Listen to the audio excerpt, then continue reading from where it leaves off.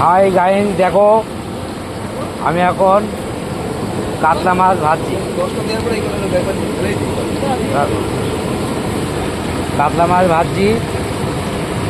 আর এই যে সকালে একটা রান্না হচ্ছে আলু কুমড়ো পুঁই শাক বেগুন দিয়ে।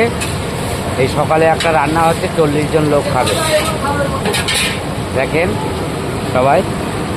আর এই যে মাছটা ভাজছি, টান টান উত্তেজনা চলছে আজকে।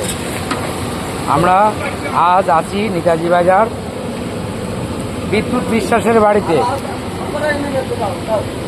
আইসক্রিম কলের পাশে। এই যে চিংড়ে ভাজা আছে, হ্যাঁ, এই যে আমাদের মুদি বাজার। এই যে আমাদের আর এক ভাইপো আছেন, বিদ্যুৎ বাবুর কি হন আপনি? ভাই।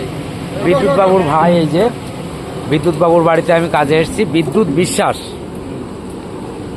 তাই সেই কাজ আজকে করছি।